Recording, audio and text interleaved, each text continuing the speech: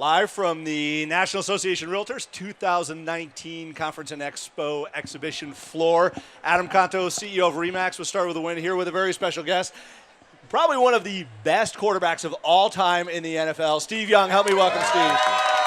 That's kind of you. Yeah, here in San Francisco, home of the 8-0 San Francisco 49ers. 8-0.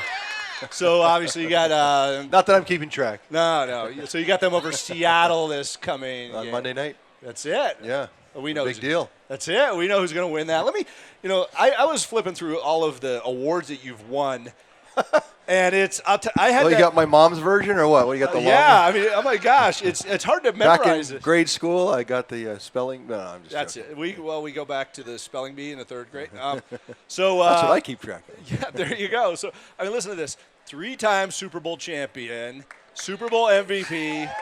7-time Pro Bowl, 3-time first team All-Pro, 3-time second team All-Pro, 2 times NFL Most Valuable Player, 2 times Burt Bell Award, NFL Offensive Player of the Year, 2 times NFC Offensive Player of the Year, 4 times NFL Passing Touchdowns Leader, 6 times NFL Passer Rating Leader, 5 times. I mean, this just keeps going. Well, that is my mom's version. So yeah, sorry about that. We'll take it though, all right? I mean, this is unbelievable because I mean, still when you look at overall the success is created by somebody in life in a particular space, and we've got the greatest real estate agents in the world right here at RE/MAX. It's a lot of it's interesting that football is the ultimate human laboratory, right? Because you got a designated space, right? This lined field, and you got 80,000 witnesses, and there's a clock and a score. I mean, think if you lived even in real estate, if there is, and real estate has elements of that, right? And I think that truth is what we seek. And so in football, the truth is there every weekend. So every time that someone plays, no quarterback comes after the game and goes, yeah, I was great today, because everyone else is like, no, you weren't. Like, you were horrible. We watched it. I mean, like, you can't fake it. It is the truth, and I appreciate that. And real estate has the same kind of feedback loop. You know what I mean? You can't really say, "Oh, I had a great year." What did you sell? No, right. Nothing. But we had a great year. Great night, yeah. Like there are scoreboards. I like industries that have scoreboards and clocks and can have more of the truth, because I'm in business in private equity today. And some businesses, it's hard. It's hard to get people and hold them accountable, because you can't. It's like difficult. And so you seek more things like football, so that you can, because people want to be held accountable. They want to have real success. So anyway, that goes. But I do think real estate has a lot in common with football. Well, and there are also those low. Although they don't hit no one hits each other. No right? hitting. No, well, we in real estate a little bit. It's cage match. It has happened here. But you also have a lot of like lonely nights too. I mean, you did not do 15 years and wake up every day and go champion. I mean, you had to put in the hours and the grind and the off season and in the gym and the reps on the field. I mean, no one can. I mean, I even have tough time taking it in. I had a lot of anxiety as a kid. I was one of those kids that couldn't sleep over on other people's houses. I was like, oh, I need to be home. I need to be home. And so that kind of genetics kind of finds its way through your life. And I had a mom call me recently whose daughter is a big athlete and has some of that same stuff. And she goes like, and I was going through my, like, trying to give her context and what going out there and performing is like. And I kind of teared up thinking back on all the hard times. I mean, just how much, I'm like, oh my gosh, I never want to live that out again. I never want to go through that again. And I was just amazed on the other side of my life, looking back and going, wow, that was a lot of hard, like you just read off the list of cool stuff, but that's really cool. But underneath it, to your point, Adam, there's a lot of, I don't want to, it was lonely nights, but it's just a lot of rough times, rough night, and it's just a lot of challenges. I mean, and so many forks in the road. Interesting, when I was in college, I got there as a freshman at BYU, and the offensive coordinator for the team was an old guy named Doug Scoville, and he walked up to me as a freshman and said, I don't coach lefties. so you're not going to play quarterback here. And I was like, oh, I guess I don't know what to do. If he hadn't have left at the end of my freshman year, he got a job at San Diego State, took the head job. If he would have stayed, I would have never played quarterback.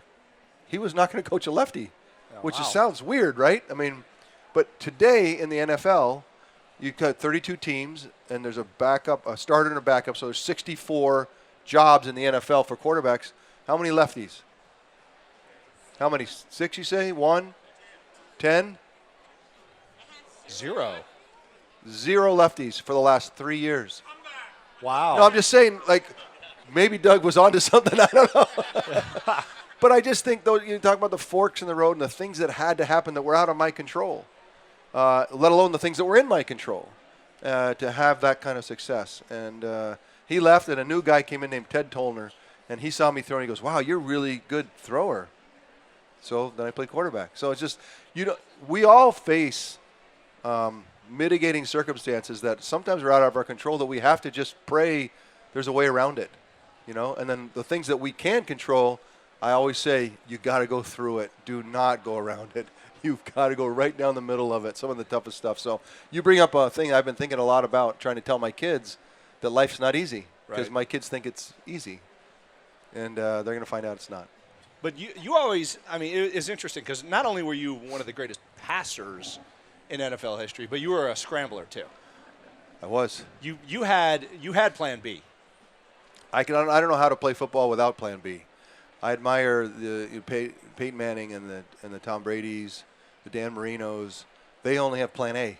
Right. And I just tip my cap to somebody who has no Plan B, because if you've ever seen Tom Brady run, it is not pretty. And he's my dear friend, but it's just like, even Peyton Manning run, it's like not great. And Dan Marino run, it's like there's a reason. But man, so then I have to just say, how good do you need to be one of the greatest of all time, or if not the greatest of all time, and not have a Plan B? That is amazing to me. So as much as I accomplished, I have to say the guys that didn't have the ability to kind of go out and run, I honestly, I don't know how they did it. So it's even more remarkable, their story and how they play the game and how they have to do it without many options and still are the best. As much as I've played, I still am in amazement of others that I've seen. So interesting. So biggest challenge that you had growing up? It's, you achieved so much. What was your biggest challenge that you faced growing up? Growing up, I don't know. I grew up on the mean streets of Greenwich, Connecticut. I don't know if anybody knows where that is. That guy does. Yeah. And that's supposed to be a joke because Greenwich is one of the more affluent communities in America. But the biggest challenge, really, I had a bucolic kind of upbringing. A lot of my friends were all kind of the melting pot of America, and a lot of really, if you said to say who are all my friends, are all Italian Catholic, kind of, middle of the world, just great families that lived, mom and dad, and then the grandma lived next door, and the uncle lived next door, and they had, Perna Lane, and all the 5 generations of Pernas lived on that lane, and so that's my experience growing up, and so I had, my friendships were multi-generational and deep, and the roots, a lot of rootedness. And so I look back, I wish I had lived in a place like that for my kids today, because they just don't have that rootedness. And so I don't have many complaints about growing up. Cool. There were some, there was always a challenge, but they were typical challenges. I didn't have to face too much. And that's why we get into Children's Miracle Network. I got to college at BYU in my freshman year in 1983, and RE/MAX has been supporting Children's Miracle Network since 1992. I don't know how many millions and millions of dollars have you given to Children's Miracle Network. Where's Mike at? Where are we at now? 156. So $156 million. And this is not like, they cut a $10 million check at the end of the year. They raise it to each agent. Each person kind of throws in a couple dollars. Yep. And that's what's great about Children's Miracle Network. And I started in 1983, my freshman year at BYU, and Marie Osmond, who had her, they had the Osmond Studios just up the street, and her and John Schneider got up this great idea of raising money for children's hospitals. and that's where it started. And so the first one, they said, I was playing quarterback at BYU, said, why don't you come up and be part of the first thing at Primary Children's Hospital in Salt Lake City? They were raising money. They started on one hospital, and so I went up, and so I've been doing that for years and years. But I remember the first time I went to the hospital, I'd never been to a hospital. You talk about my growing up. Right, Like, what was your growing up like? Wow. Never been to a hospital. Wow. Other than, I guess, being born. I don't remember that one. So, and so it was a children's hospital. I was going through it, and I was like, you'd think kids would, human beings would understand that other human beings are suffering. But I didn't understand that. I was like, holy crap, these kids are suffering. This is brutal. And the thing that I took away from the day of going up there and kind of being around was, why are they so, like, not necessarily happy, but joyful and, like, positive? I met a bunch of kids that are super suffering, and they were positive. And I'd say, how are you doing? And they're like, I'm doing great. And I'm under my breath, I'm like, no, you're not. You're doing bad. And this honest reaction that I had in front of these kids, still to this day, I remember just this intense moment where I realized that so much of their success and how they saw the way out was their spirit. It was basically, I'm doing this. And so for now, 30 years, how many? 35. 35 years. That can't be possible. That's nuts. Years later, I find myself wanting to remain a child in that way, so that I can not have the typical cynicism and just the life to get in the way of a really childlike, appreciative, thoughtful, I'm going to do this, we're going to be okay, and people can say, well, that's childlike, that's not real. But then I watch them and how they heal and how they respond and how they overcome, and I'm like, that's real. It's real, yeah. So I want that, and so I give that to you today, to go back to your child, like reclaim that childlike spirit that is not full of cynicism and rigor that we all lived with, right? That we all can get kind of calloused over. So I don't know how I got on that. What did you ask me? What my childhood was like? I mean, this is perfect. That was my next question. You asked me how my childhood was like. Okay, I got a long answer. That was my next question. But I mean, and I was going to ask you, how did you get into that? But I mean, that makes perfect sense. And you chose to stick with it for 35 years. You chose to well, continue interestingly to help enough, the kids. I mean, I think it was that first experience. Yeah. At the hospital, I was like, this is crazy. There's suffering, and I don't like it. And I want, how can I help? And the funny thing is that inevitably, when you get involved with helping people, most of the time, the attraction is more what you get back. Like, how in the world did I'm given a few hours to Children's Miracle Network, and I can tell you that it's influenced my life, like, since then. So it's like I keep doing it, and like, why do you keep doing it? Well, like, I actually get, it's a weird dynamic, I actually get more back. And so we've been doing it a long time. Oh my gosh, they can't get rid of me.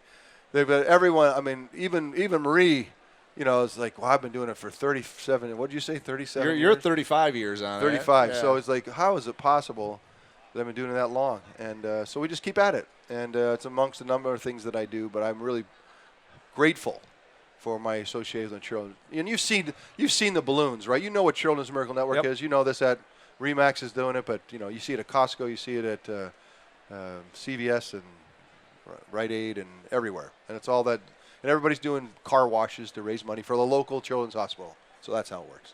I mean, such an amazing charity. I have 3 kids myself. We've visited hospitals before, unfortunately, but nothing to the extent of what you see really deep down in the children's hospitals, which is it's love the moment you walk in that front door, and kids that are, their spirits are greater than their suffering. It's crazy. So much. It's inspirational. I honestly, if you're having a bad day, go over there and read to the kids. Oh, it's amazing. Honestly. I mean, if you're like, man, I'm really depressed. I'm bummed. Things are not good. I'm telling you, some of the best therapy is just to go and be around the kids. I promise you on that one. Oh yeah, definitely. So, hey, let's talk about, we got into the kids a little bit here. What do you think about their, how they overcome the challenges? And some obviously, most make it, some don't. Unfortunately, we had yesterday Bruce Johnson. He's raised hundreds of thousands of dollars doing Motorcycle for Miracles for Children's Miracle Network. That's great. They just rode 15,800 miles this past year to raise money, raised hundreds of thousands of dollars doing that. But you walk in there and you think to yourself, all the things that you've been up against, the challenges you've been up against, and you see this child up against life or death. I mean, it's I can tell you, we do the every year in Orlando at Disney World. They bring in 50 heroes. Yep. Every state puts forward a young miracle story, and this child comes in, and they do Canada and then internationally, and they bring them all in for a week at Disney World, and you can imagine the kids loving that. And part of that is an awards ceremony that they have for the kids. So all the miracle kids, and everyone has a different story. I mean, it's like you can imagine. There's probably 100 kids, and you really think about it. There's just incredible stories, and so they'll have them call them up on stage. And the thing that I've always been amazed at is as they wait in line to go up on stage, almost every year something happens with 3 or 4 of the kids. A lot of times it's what they have wheelchairs or they have mostly crutches, and they've been on these crutches and they throw them down. They don't want to go on stage looking like they're hurt. It's like I watch this. Like I tear up. It's like you can see in their eyes. It's not going down this way. And they throw them down, and they go up, and you can see the grit and like you talk about warriorship. Like when it's 3rd and 10 or we're down by 50. We gotta rise up. We gotta do this. We gotta meet the challenge. And then I think that is every ounce of their human being is to get on that stage without those crutches. And you just go, it just takes your breath away. And I think that's what I'm talking about. That's what I see the kids. Why are they getting better? Why do they actually have miracles happen to them? Because they're totally open, physically, spiritually, emotionally, to some miracle. I think there's something there. And and then nothing gets in the way. No cynicism, no doubt. No, it's just straightforward. And that's why I encourage you guys to think about this, because there is something there. And I'm trying to hold on to it. I'm trying to I know I'm getting old, but I'm going to be a kid. And I really do. I think that's it's not fake. It's there's something about the will of the human spirit, something else. So I think about all the things that I had to face, and I remember I was just talking about all these hard times I had. And, man, I tear up at that. Like, that's some hard times. But I don't think I've ever faced something that had to take every last ounce of myself. Felt like it at times, but I don't know if I ever met that challenge. So you talk about miracles, and these kids are miracle kids, miracle children, champions. That's what well. I should have said that, because they're champion. That's how that's the word they use, champion. I would say miracle, but. So what do their faces tell you when you see them? I think there is an innocence to it. We as adults can go to them and say, like I did the first time, hey, it's not so good. It's bad. And you're right. But I think there is a way that you look at the world. Like it's like that old half-empty glass, right? It's like it really is. It's good and it's going to get better. And so there is something about that. So I mean, we don't want to belabor it, but it's why I've seen RE/MAX agents for now 25 of the years. Yep. And individuals come down there every year, different people that are allowed to, I guess they win or they qualify or whatever, and they come down and see this for themselves.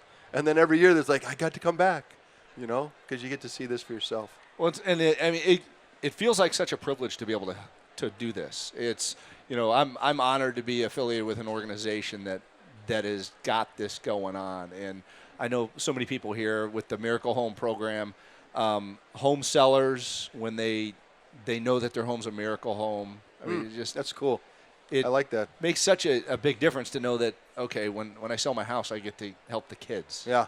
Well, and I think that, that's why real estate is interesting business, because you're actually, your home is your fourth child, it's like, it's your home.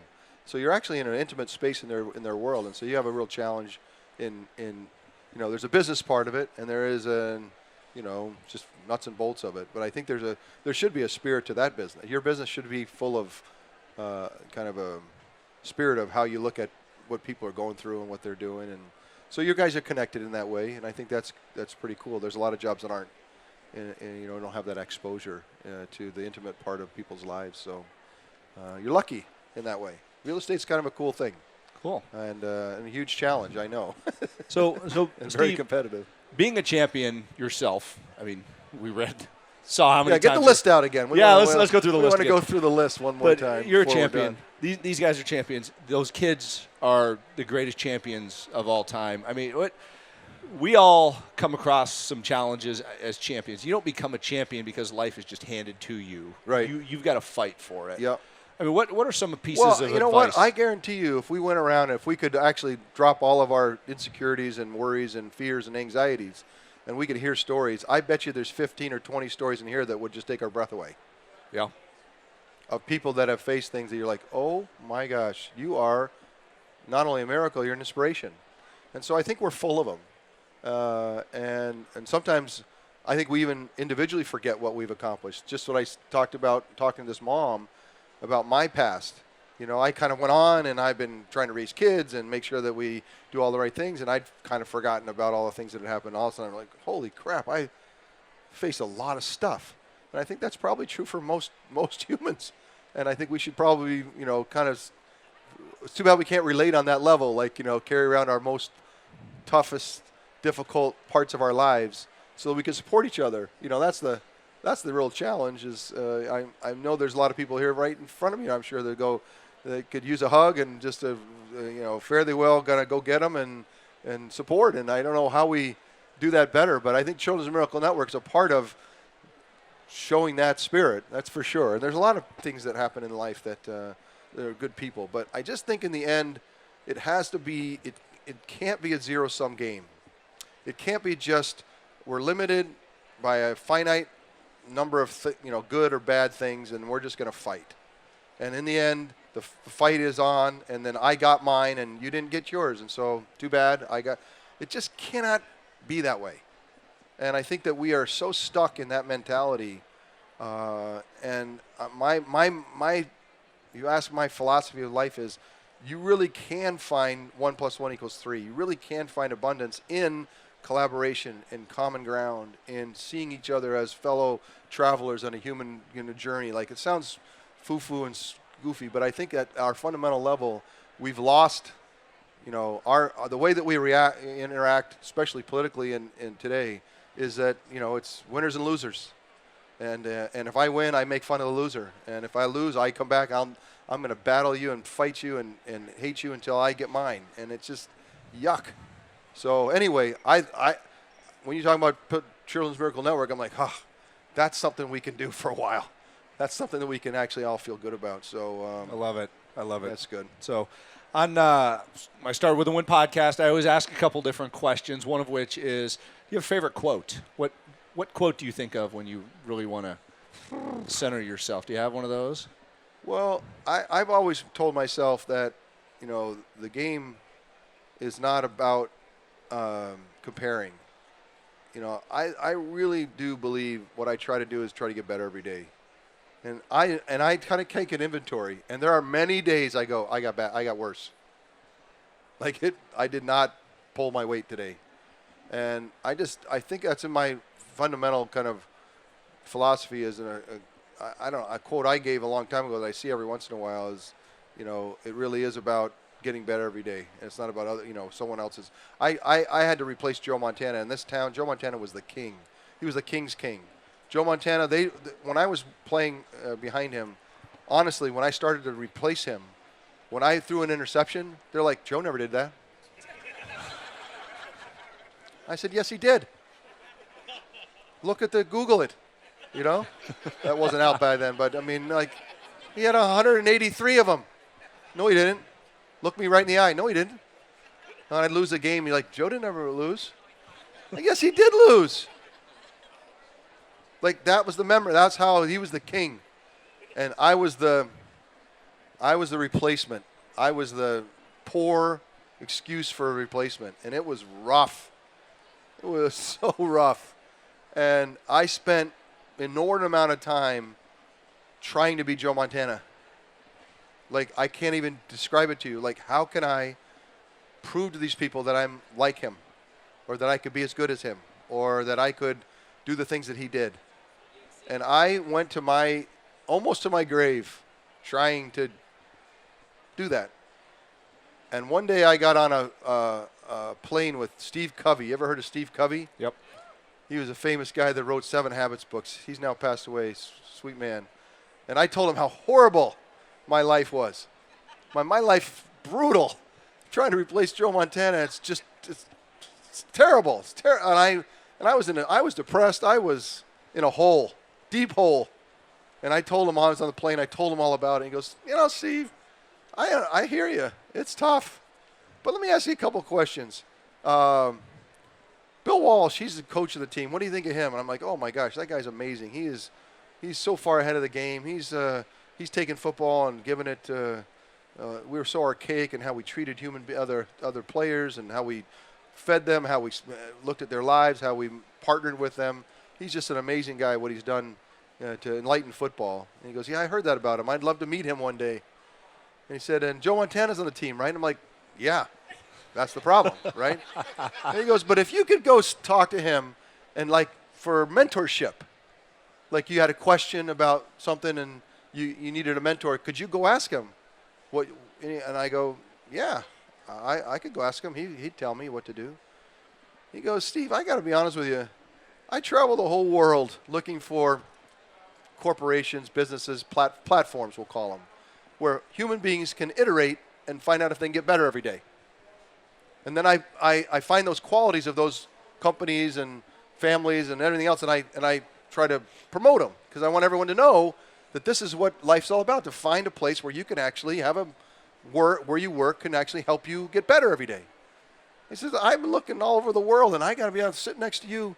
You might have the best one I've ever seen.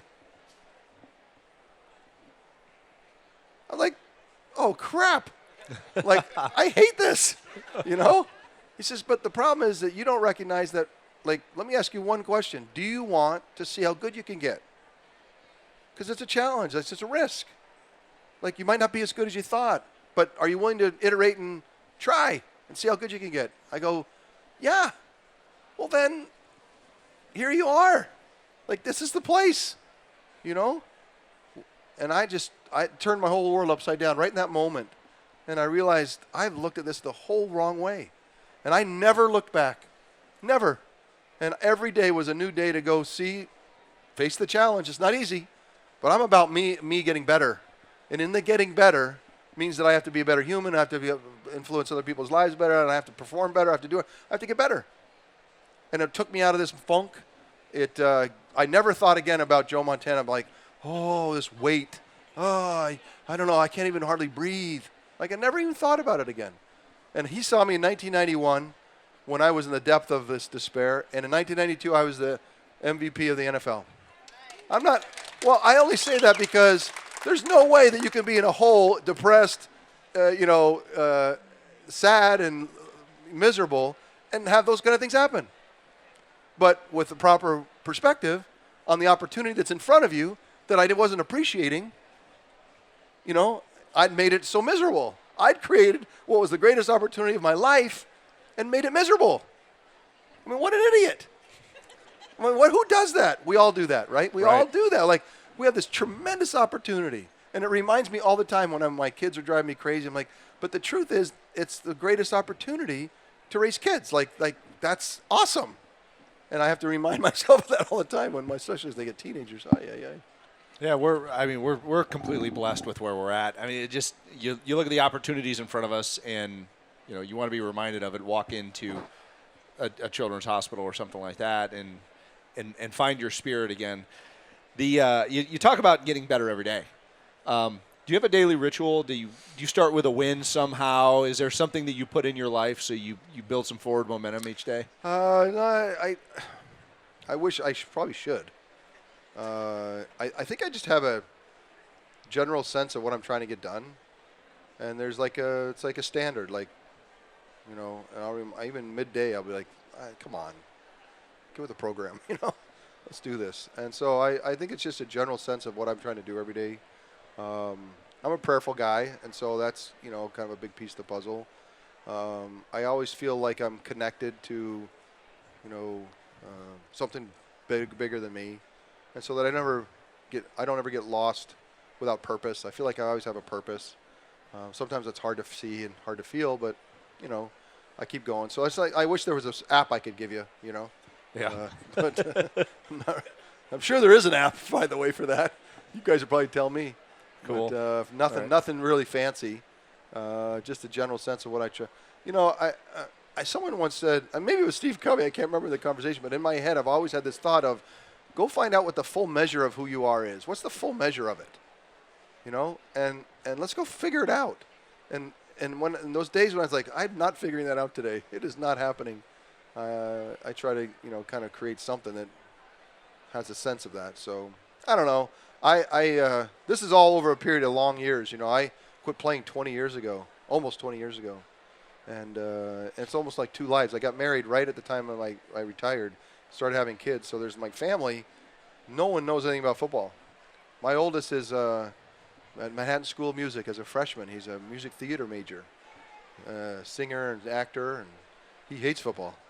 He hates it, but he just not interested in it. Never was, ever. And my second boy is more of a gamer. He thinks he's going to he's a professional. I'm going to be a professional gamer, Dad. I'm like, no, you're not. I'm not going to fall for that. So there's not a lot of football in my home, but every day is something unique. You know, like raising a boy that is not an athlete is not like it's easy to raise yourself, but raise somebody that's not yourself. I mean, it's been a huge challenge. Like, how do I take singing lessons now and try to it's bad, but you know, like, how do I get into what he's interested in, what he loves, and it's completely different than what I loved.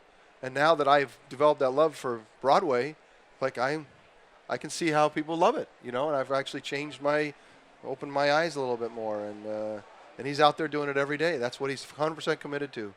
So my life is always something new and different. That's Love for it. sure. We'll look forward to seeing you on the marquee on Broadway. Yeah. Late bloomer. I actually thought about that's interesting you say that, because I feel like, you know, I've really enjoyed Braden as he's gotten more involved, and like he's the lead in the plays, and he never showed us the thing, never practiced around us. I had no idea. When I went to sit down and watch him, I'm like, I have no idea if he's what he did, or he'd come out and he just killed it, and he was so, you know, so good, and I started to feel that performance, like kind of like football in a way, like performing is something really cool. Wouldn't it be like to be on stage? And so I've actually thought about that recently, like as an old guy going to some local theater, like trying out for Pippin, or, you know, or for what is it, Octavia, Fiddler on the Roof? What is it, Octavia? Who's the character? I can't remember. Tradition. Whole new world. Amazing stories here. I mean, biggest piece of advice you have in closing up for these folks? Well, it's been fun. I didn't see this one coming. I didn't know what I was doing. You guys have been great partners of mine, asked me to come up, and I'm here. And I've gotten way more just talking about it with you guys and just see your faces and appreciating the time to be here. I get to go. I go straight from here, and I don't usually have very big Saturdays. I keep Saturdays open, but today is this, and then I got to go interview Jimmy Garoppolo, who's the quarterback for the 49ers, for the Monday night show that we're doing for Monday Night Countdown. So I go. He wants me there by 2:30. I said I can't. I got to be with Remax, Jimmy. I can't. There we go. Can't make it in time. You got to wait for me. Got to wait for me. But you can watch that Monday night at the game's at 5:15 here. So like I bet it comes on sometime around 4:30, quarter to 5. Yeah. What'd you say? Point spread? I'm not a gambler. I don't really. People always ask me I think I will tell you about the game. The 49ers are a much better team than Seattle right now, except for one thing, and that's Russell Wilson. He is. You've ever seen these artists that can paint like in as a show? Yep. Like you sit there and they run around and they throw paint and then like a half an hour later you've got this beautiful thing. That's Russell Wilson. Like you're like, what the? And he's amazing. Like such an appreciation for the art of creating and figuring stuff out. And so they're not nearly as and there's a chance that this game gets away from Seattle. Like 49ers are like better than you realize. They are defensively they're scary good. And we're starting to take that in the last few weeks, kind of nationally, but this is the kind of defense that you've seen with Denver maybe 4 or 5 years ago, Baltimore. You see it every once in a while. This is that team. So they're going to be tough to beat, like from here on out. They might get beat, but it won't be like embarrassing. So Monday night, the only chance to my mind that Seattle has is this beautiful artist to just create and figure out. He'll need to do it. He'll need to score 5 touchdowns like some way. And that's how I look at the game. So the odds are against that happening. That's hard to do, but he's the MVP of the year of the league right now. So, who's going to say that Russell Wilson can't do that again? So it'll be fun to watch. So enjoy him. He's 5'10". He's 5'10". How do you see over the line at the snap? You don't. That's what I'm talking about. I'm talking about art. I'm talking about like I see it without having to see it. I feel it without having to, to actually know. And that's why I'm talking about. Like Peyton Manning, he's 6'8" with that neck, he's like neck like this long. Total cheater, Total cheater, man. He sits up there just like, from on top, But it evens out because Russell can move around. He has plan B, right? Yep. So that's cheating too. Like Russell and I were big cheaters because he cheated because he was so tall, and I cheat because we can run around. He needs to be a lefty, though. Oh, there's a lefty. There's not a lefty in the NFL. The only chance is Tua from Alabama. The kid from Alabama, he's lefty. Yeah. So he's going to play in the NFL, no question about it. And he'll be a lefty there for 10 years, but there'll only be one. So if you guys can explain that to me, if it's not, do you think it could be just pure discrimination, like we just don't want lefties? Yeah, I'm feeling Is there it. something about it? Like I feel pretty normal. Like I don't think lefties are. Are you lefty? I'm a lefty. Oh boy, look at the success. Remax does not discriminate against lefties. I always thought I was super normal, and then there was like Right. Then they hand you a pair of scissors, and you're screwed. I know. Although if you hold them and grind it the right way, you can actually make righty scissors work. I can work it. I'm an artist. That's right. In So this right-handed world.